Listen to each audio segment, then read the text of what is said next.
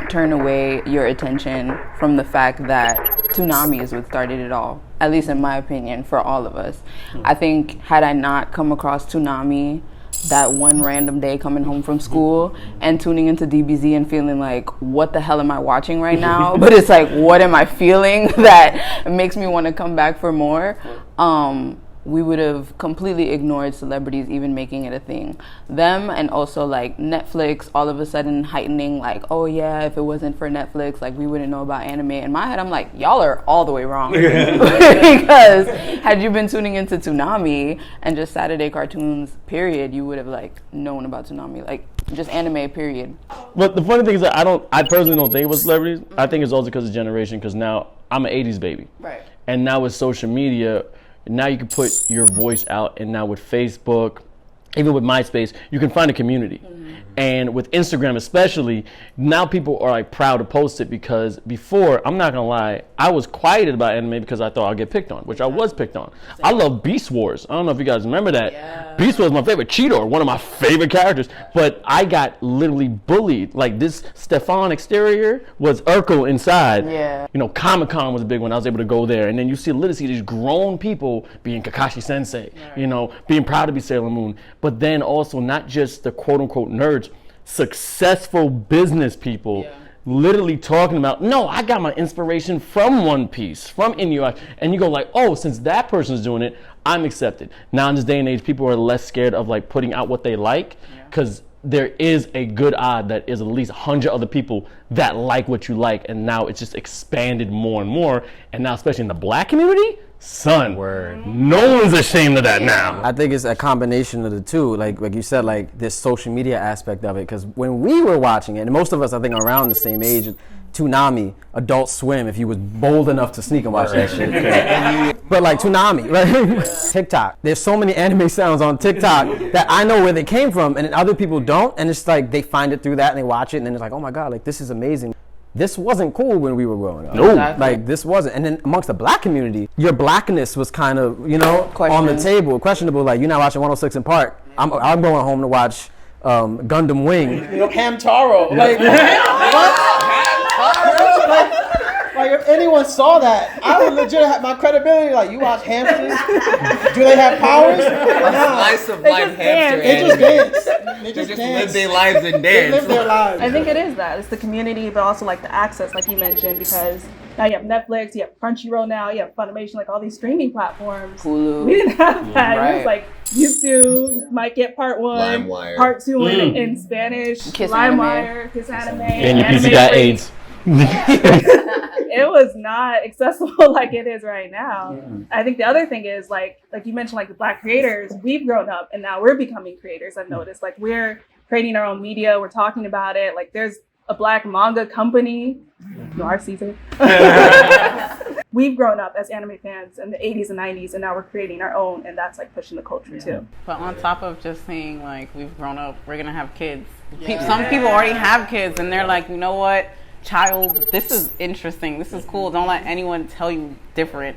And on top of like multiple streaming sources, I feel like when I was watching anime, I was on like, I think it was called Anime List, or I had like one specific website I watched anime on for free. Now I gotta pay, and I don't really like that. Okay, I don't like that at all. And I just feel like that the bigger companies have like crushed those smaller companies that we grew up on. Like, oh, okay, I'm gonna go on this website. It might give me a virus, it might not, but I'm gonna enjoy whatever it is that I want to enjoy. And actually, I feel like people enjoy looking at the costumes and looking at Comic-Con, looking at Anime Con and saying, wow, that's really cool. I didn't know you could do that. I definitely agree with it being definitely based on the influencers, because I feel like if it weren't for the people who were big fans and the people who had the audience to actually talk about anime like this, there would be no platform for anime to actually step off of. Because I'm seeing all the stuff now where like people are cosplaying and everything, and I'm like, I was doing that back in high school. Like I was out here trying to bring up the Naruto headbands, being like, nah, this is a fashion statement. What are you talking about? Like, you think I wouldn't wear the whole green Rock Lee jumpsuit? Like, I'm trying to come in school with the whole jumpsuit. Like, what are you? Word. So like, I'm seeing all this stuff now, and I'm like, cosplayers, YouTubers. I feel like we've turned anime into something like marketable, and that's how it becomes popular in the West. It becomes marketable. On some real, like, so many animes I watch, like, religiously. You know, like I said, Kuroko no Basketball makes you want to play ball, inspired that no matter what, you can actually excel if you have, like, a special trait. And then you got Haiku, you could be the smallest player and, you know, still be a bomb. But the one anime that always, like, literally inspired me, and it happened, like, this past 2 years, was One Piece. And there's one particular episode is when, and I get emotional when I talk about, is when he basically thinks he's a shit. Luffy thinks he's a shit. And all of a sudden, Kuma, you know, one of the warlords of the sea, with the pawpaw fruit, him up and throws all his crew members out. And little Luffy says, "Run! We are not strong enough." And now he's beating himself up. Man, what can I do? Like, I want to get stronger. And Jinbei just grabs him and says, "Chill, son. Why are you thinking about what you don't have? Think about what you do have."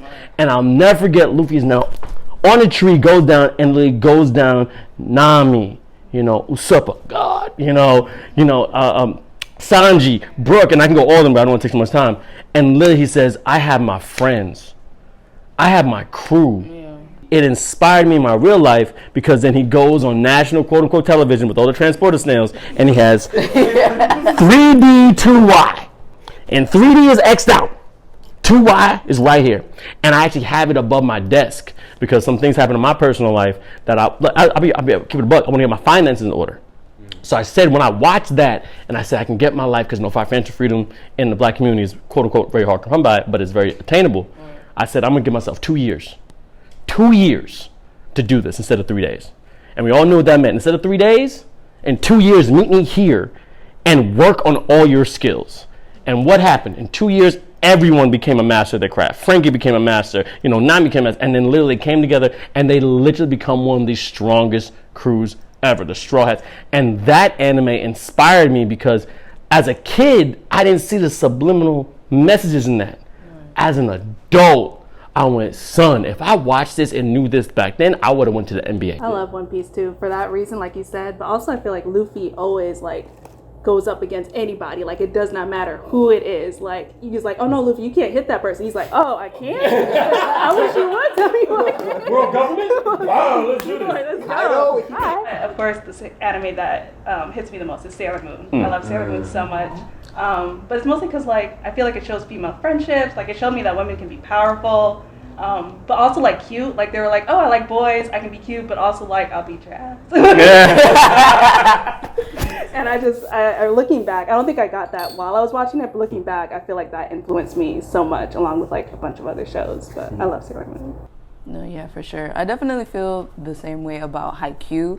I have been rewatching Haikyuu since the first time I've discovered it. I'm on my 5th rewatch now, and I think it's because I relate so much to Hinata and just his growth as a character, but also just seeing Kageyama, how on one stance he kind of wants to keep Hinata in the space of you're as good as it gets, so let me pave the way for you. And to me that related on a personal level, because I'm if you allow people to make certain decisions for you, you will remain stagnant if you let it. But what I love about Hinata is that he keeps fighting towards making sure that he's playing on his own turf by his own rules and making sure that he gets better with each game. So when in one episode, he finally decides that he's not going to close his eyes anymore, because now he wants to be able to take the aim for himself and choose that course in order to score more points. I'm like, yes, get these points and let them know who the hell you are, because it just goes to show, on a personal level, that sometimes we allow people to make decisions for us, and we don't realize just the capability and the strength that we have if we just allow ourselves to take that next step. So I love him for that. I love the writer for that. I'm thank you for this anime, because this is bomb. Even though I'm not a Dragon Ball Z fan, I wouldn't say I am. I'm not an avid watcher or anything. But I had taken a class in college called Japanese Art and Literature. The professor, she made us read The Monkey King. So what? Su Kong. Can I go back to school? I want to go back to school. Right? Right. And then she was like, "Oh, Dragon Ball Z is based on this." And I was like, "Really? Dead ass? What?" Curriculum, So cool. No, but that's what stood out to me. I was like, wow, this whole anime that I grew up around is based on like this deep ass philosophical book from Chinese culture, and then it's always like something that's in the back of my head whenever I watch something. And then like I'm always a sucker for animes with the, you know, outcast like Naruto and My Hero. yeah, like they're like a loser, you know, like how anime lovers were deemed to be, and like they come out on top. And now look at anime, but you know, that was what I digress. I digress. It's funny because we're really scratching the surface, surface level. Like Eureka 7, Fate Zero, Naruto, Rurouni Kenshin. Parasite. Elfen Lied, even though that's a Anime.